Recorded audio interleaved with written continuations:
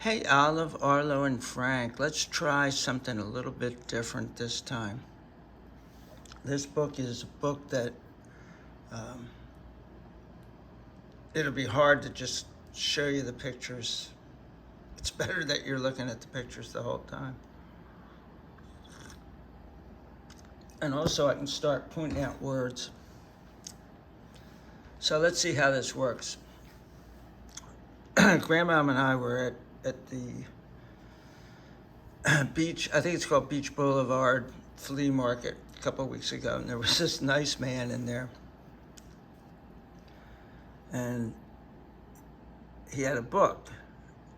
It said children's book on the sign, and it was this, Corka the Great, and I thought, what the heck is this? So I said to the guy, yeah, I'm reading books to my grandchildren, so what's this book here? And he said, I wrote this and I illustrated it, and I've never done illustrations before in my life. And he launched into this 20-minute description of what the book was about. And it was amazing. So it's called Corka the Great, and his little buddy Jack. Together they are the keepers of the enchanted forest. So let's get started. And I had him sign it. I think the guy's name is Gene Stein. He wrote it in 2022, but he signed it last week. To Arlo and Olive. I didn't want to say Arlo, Olive. Well, I told him Olive and Arlo, but he didn't go in the right order. So I didn't want to say Olive, Arlo, and Frank, because Frank, you're 22. Thank you for purchasing Corka the Great. Hope you and your child enjoy the book as much as I enjoyed producing it. Let's get started with the meat of the book. It was a beautiful summer afternoon, not too hot, with a gentle breeze whispering through the trees. But something else was happening in the forest. And there we are in the forest, and there's all kinds of enchanted stuff going on there, I think. It felt very wonderful, a little mysterious, and yes, enchanting. Very, very enchanting. And it says underneath, because it's interactive, I'm supposed to ask you these questions. Do you see what is happening in the forest? So what do you see that's happening in that forest?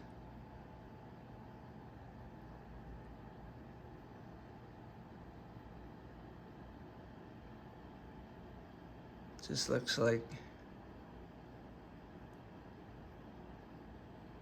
everything has eyes. So I guess everything's alive.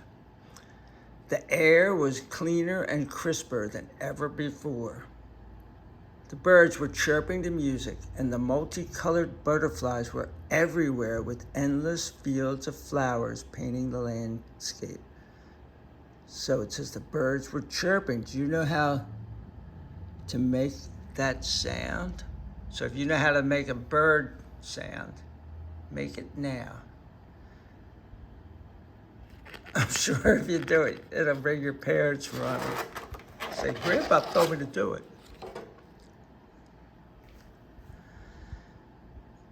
As a small dog entered the forest, everything became quiet and still. Squirrels ran to hide behind trees, and rabbits hopped into thick bushes. The dog, feeling all alone, only wanted someone to talk to. So where is this dog?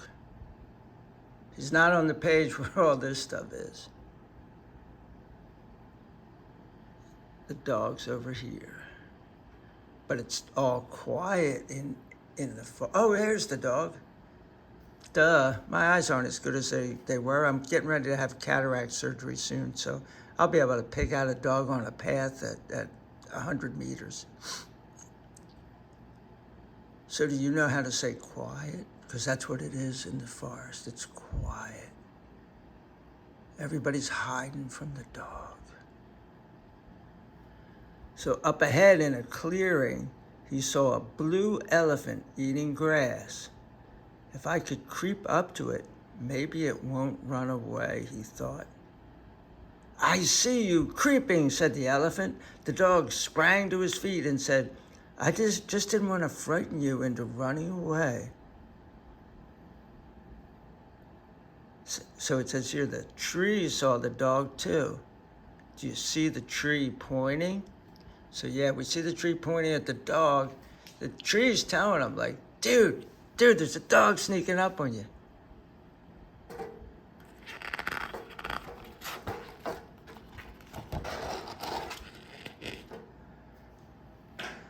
The dog was puzzled.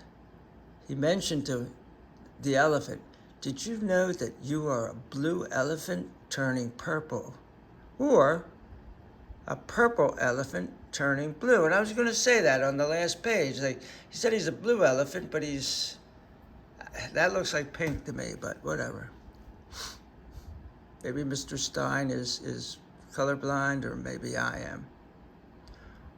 Whatever. As he continued to eat the grass and twigs, the elephant asked the dog, what is your name, strange one? The dog thought for a moment and said sadly, I guess I don't have a name. Now you kids, Olive and Arlo, you both have dogs. So what are your dogs' names? And it says here, see the elephant turning colors? Well, dude, we saw the elephant turning colors a page ago. Then the dog said, I'm a Jack Russell Terrier type dog. Then I'll call you Jack, said the elephant. The dog thought about the name. Jack. J-A-C-K. I like it, said the dog. I like it a lot. As he ran around chasing his tail, Jack inquired, do you have a name, elephant? So inquired means he asked him. I don't know why Mr. Stein used the word inquired in a kid's book, but hey, he's a nice man.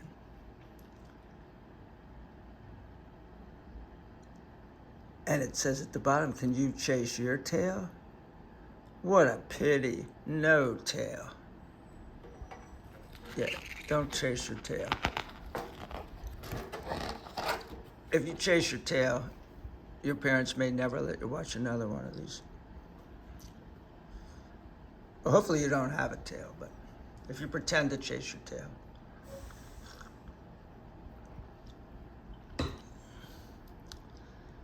With his head held high, he declared, I am a beautiful elephant of royalty. I am Corka the Great, the keeper of the enchanted forest. Royalty, Corka, I can't remember all that. I'll just call you Corny, said Jack. No, I'm Corka, said the elephant.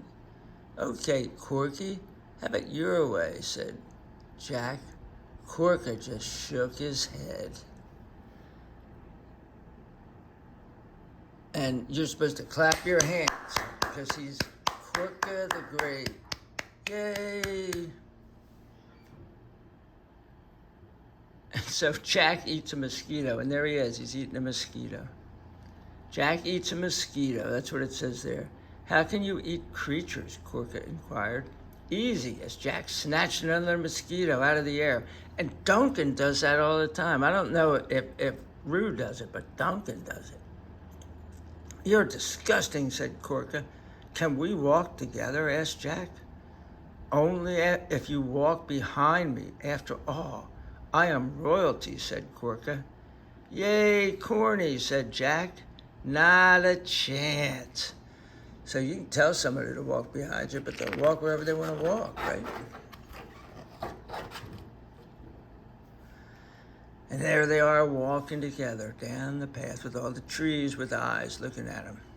Enchanted forest. Jack wanted to know, where are you going? Oh, nowhere, everywhere. Anywhere there is this wonderful grass. Have some, said Corka. No, grass makes me sick. I'd rather eat bugs, said Jack. So dogs do eat grass, and they eat grass. Cats eat grass too, but they eat it to clean out their digestive system, I guess, because it makes them throw up. Either that or they're just eating it because they're crazy.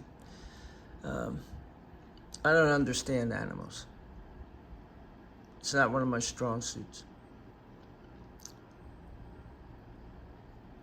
Bugs! Yeah, said Corka as he made a spitting sound. You know, Corny, this might be the beginning of a beautiful friendship, said Jack. Whatever, Corka remarked.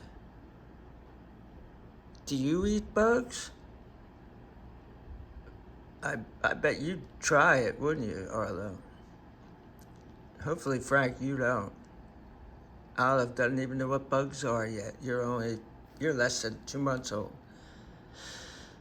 Do you eat bugs? Say yes. So say that, yeah.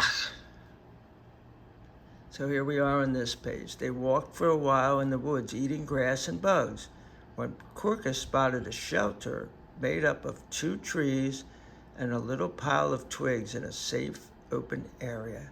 Corka said, we should stay in this shelter for the night.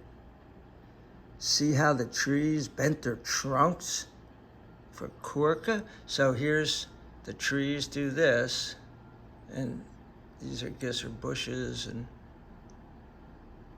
so they bent themselves for Corka because he's majestic and he's the man.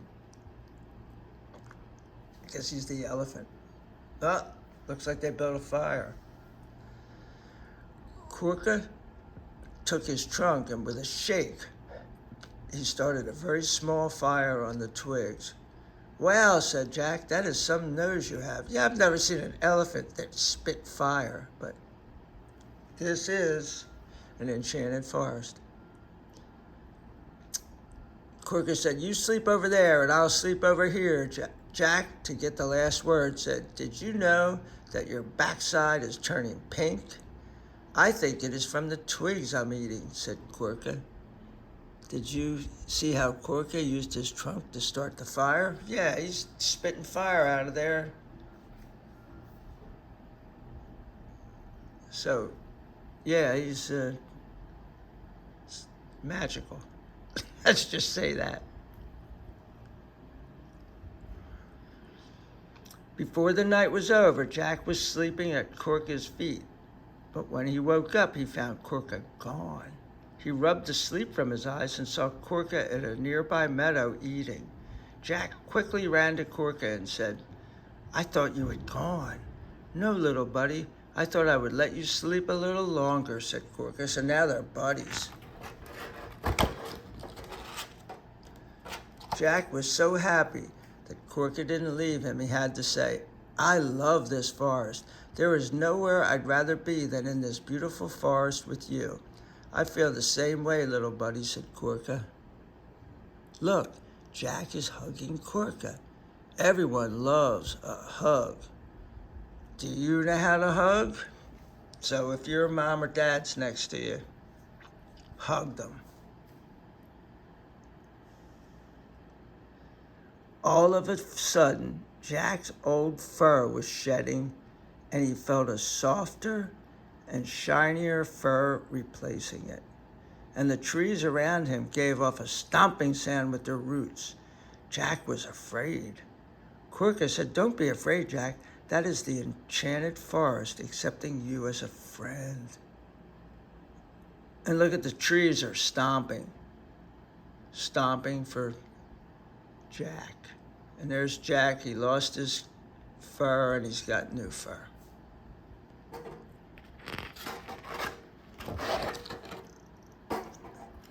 Wow, we're not even halfway through this. Quickly, said Corka, say hoot, hoot, if you love the enchanted forest. And Jack said with a smile, hoot, hoot. Quickly, clap your hands and say hoot, hoot, Hoot, hoot, hoot, hoot. I'm thirsty, said Corka. Let's go find some water, Jack. Oh, yeah, water, said Jack. Yeah, Jack only ate a couple bugs, and it's now the next day. After some time, deeper in the forest, they came upon a big rock which said to them, "Hi there, would one of you be so kind as to scratch my back?" And is that the rock? Yeah, that's the rock there. Would you scratch my back?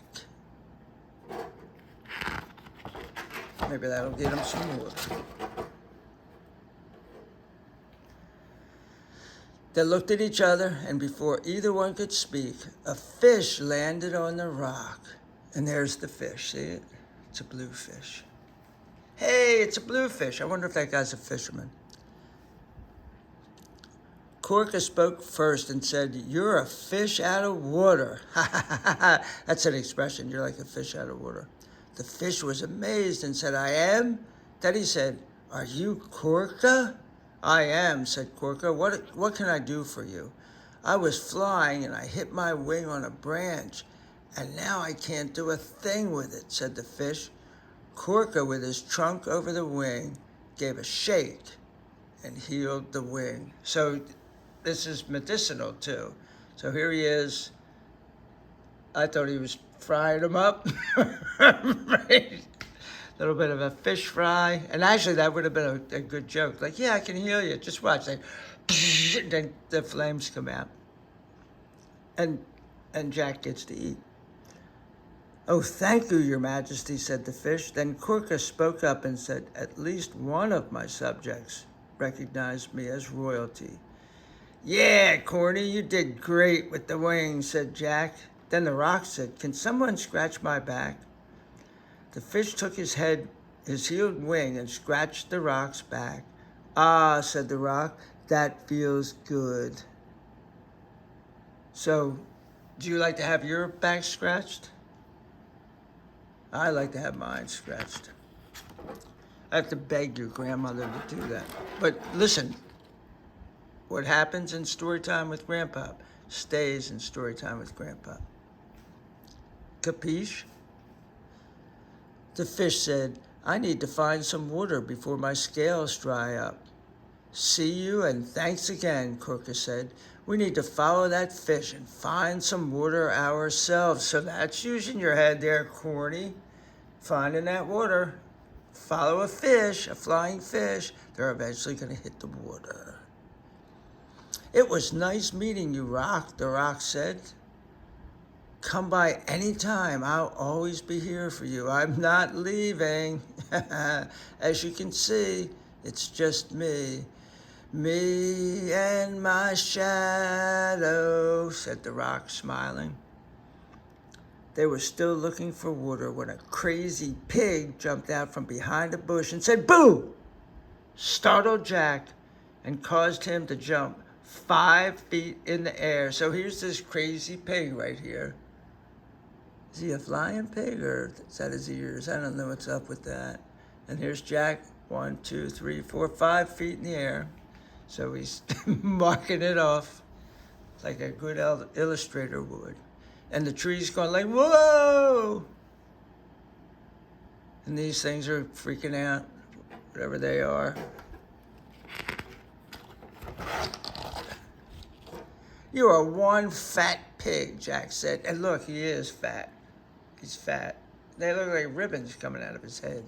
But we'll see. "You are one fat pig," Jack said after he landed on the ground. "I'm not fat. I'm just pleasantly plump," said the pig as he continued. "And I can outrun you anytime, you skinny little dog." So it looks like they're going to race each other. And here they go. They're going to race. "Oh, yeah," Jack said as he lined up next to the pig. And then laughing, he continued, "You are too fat, and you have small, fat legs. You'll never be able to keep up with me." All of a sudden, the pig started flapping his wings, so they're wings, and started flying over the trees, saying, "See you later, alligator." No, he didn't say that. He said, "See you later, skinny dog. Ha ha." Have you ever seen a flying pig? I haven't. Now, I ran the Flying Pig Marathon in Cincinnati, Ohio, but I never saw a pig fly. Eating grass along the way, Corka spotted a nice stream in the distance. Jack was too busy rolling in the grass to notice. "Jack," Corka said, "water!" So do you know how to roll around? Like, here's Jack rolling around. Do you ever pretend that you're the dog? Arlo, I know the answer to the question for you. You pretend you're the dog, but do you ever roll around like Duncan does? If you do it and you get caught, don't tell him I told you to do it.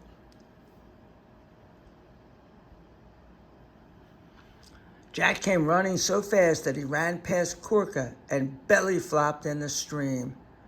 "Come on in, the water is fine," said Jack. "Those of royalty don't go belly flopping. I'm getting my legs wet, and that is fine with me." So here, he thinks he's Jesus. He's walking on the water. Well, so does he, and the trees. Yeah. And it says, see, even the tree has his leg in the water.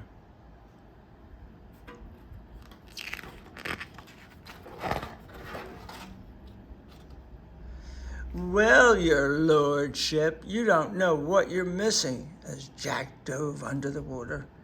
And there's Jack diving under the water. And there's the bluefish and the pig. The flying fish that they saw earlier fell from the sky and landed right next to Corka. "What happened?" said Corka. The fish said, "Oh, some crazy pig ran into me while I was flying and I lost my balance." And you know what? You can't trust those flying pigs. They do stuff like that. They're mean and ornery. Especially a blue-winged flying pig. A fat blue-winged flying pig. Later, Corka got out of the stream and sat on the bank to dry. Jack got out of the water, soaking wet, and shook his fur right next to Corka. On purpose, of course. "Thanks," said Corka. "You're welcome," said Jack, smiling. So, Arlo, when you pretend that you're Duncan, do you ever shake your fur? Do you ever see him come out of the ocean here? And he shakes his fur? Once again, don't tell him where you got it.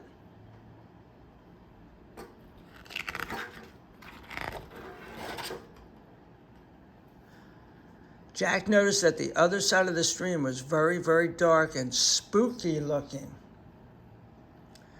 "Look, Corny, how dark the other side of the stream is." "Yeah," said Corka. "This side is so bright and cheery, and over there," he hesitated and said, "looks evil. And there's bats and spiders over there and a rock, and there's eyes looking at him. They're different than the eyes in the bright side of the forest. And you always look at the bright side of life. Always look at the bright side of life. Ba-bum, ba-bum, ba-bum, ba-bum. But I digress. Jack said, "There is something up ahead, and it is coming this way," Corka said. "It looks like a giant rabbit." The rabbit stopped when he saw Corka and asked, "What is your name?" Corka answered, "I'm Corka, and this is my best friend, Jack." "What is your name, Rabbit?" "They call me Bigfoot because I wear a 24-inch snowshoe." And said the rabbit as he continued, "You're Corka. I thought you would have been bigger." That's a pretty big rabbit. Have you ever seen a rabbit that big? Come to think of it, have you ever seen a pink and blue rabbit? Even a regular sized rabbit, pink and blue? I don't think so. If you said yes, you're fibbing. Tag, this book's long.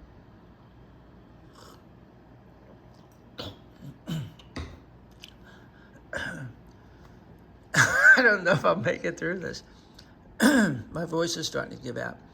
I'm going to be the Grand Marshal in the first annual Bunny Trail Parade in the village tomorrow morning, said Bigfoot. What is in your hand? Jack inquired. Oh, that is why I am here, said Bigfoot. I landed in a briar patch and a thorn cut off my cottontail. He added, let me see what I can do, said Corka. With the rabbit holding his tail in place, Corka took his trunk and gave it a shake, and sparks came out and healed the rabbit's tail.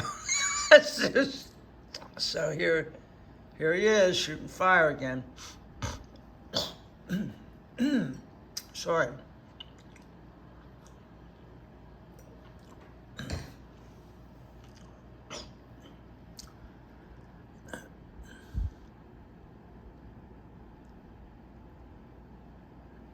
I don't know what that is. That is a little car or something? What the heck is that?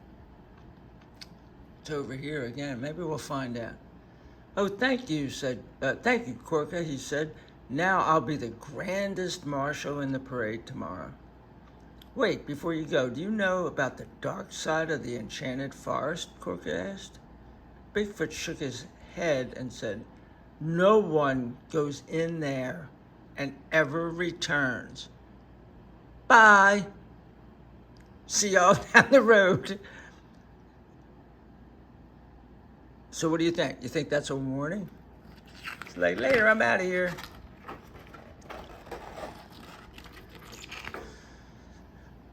Well, Jack saw a log that crossed the stream and said, there is a log up ahead. I'm going across. Come back, Jack, please, said Corka.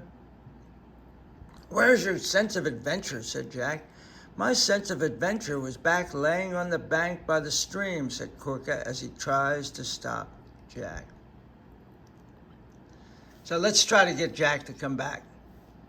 Let's start saying, come back, Jack. Come back, Jack. Come back, Jack. Come back, Jack. Okay. So now there's the log, and we're going to see what he does. Now, Cork is a different color in the forest, but we'll see. Corka had to balance himself to get across the log. Jack was long gone, running here and there. Corka called out to Jack, but got no response. All of a sudden, the tree in the dark hit Corka with its limbs and sent Corka falling down the hill. Jack knew Corka went across the log, but it was so dark that he didn't see where he went. Oh my. Can you say that? Oh my. Oh my. Yeah, say that. Jack started to look around for Corka in the dark forest, and then he spotted him at the bottom of the hill, not moving. So here's Jack, and there's Corka just lying there in these different colors again. He got to Corka as quickly as possible. Jack touched Corka's side and licked him in the face. Corka woke up only to see a terrible two-legged monster carrying off Jack. And the other day, Olive, we were talking to your mom, and you were laying there in the bassinet, and Rue came up and licked you in the face.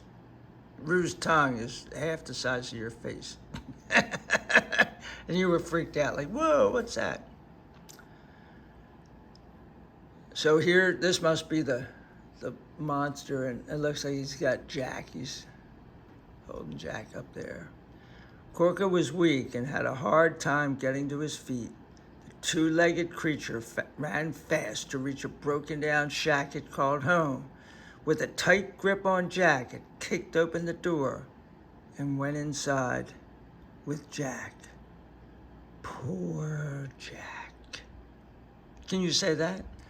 Poor Jack. Poor Jack. Poor Jack. Yes, you can. We're getting near the end of this. The monster threw poor Jack into a very large cooking pot and then slammed the door shut, thinking to itself, I'll cut up carrots, turnips, squash, and lots of onions and make me a doggy stew, laughing with enjoyment. Can you see the carrots and onions? Where are they? Yep, they're right there, the carrots and onions. And he's making a doggy stew. There's Jack. He's going in the stew pot. Yee, doggy. Literally. Hey, Grandpa made it funny. Yee, doggy. We're having doggy stew tonight. Yee, doggy. Getting to his feet, Corka headed towards the shack where the two-legged monster had taken Jack. When he kicked the door down to the ground, the monster started towards Corka, but Corka, with his trunk, gave it a shake, and sparks of pain showered the creature so bad that it went running out of the shack. So here he is spraying that stuff again, but this time it's pain that's coming out. Like, yeah, take some pain, boy. Yeah. Running out of the shack with its arms up in the air, yelling and screaming until you couldn't hear or see it anymore.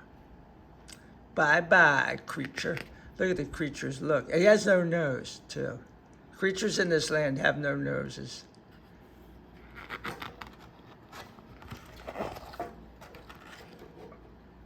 Corka pulled Jack out of the giant pot and said, let's get out of here.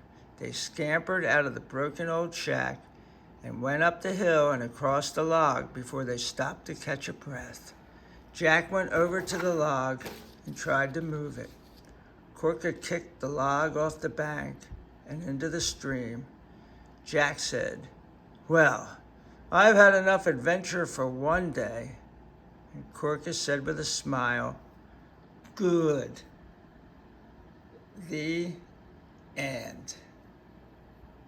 But wait, what animal wants to destroy what village? The continuing adventure of Corka the Great, protector of the enchanted forest. So apparently, Mr. Stein is writing another book. So maybe someday I'm going to be reading that book to you. And this says, a note from the author. Hi, I'm Gene Stein, or to my followers, Papa Gene. I was inspired to write this book with no illustration experience. It is a story about creation and a gentle Lord who heals people. My enchanted forest has a light side where life is enjoyed. But as we know, there is a dark side to life. It is easy to cross over to the dark side, but it is very hard to find your way back without the Lord to guide you. I have several adventures of Corka the Great. I hope you enjoy them all. And there they are. Just like in Casablanca, he said this is the beginning of a beautiful friendship. And there they go. They're off walking. But that's from earlier in the book. Peace out, guys. Hope you enjoyed.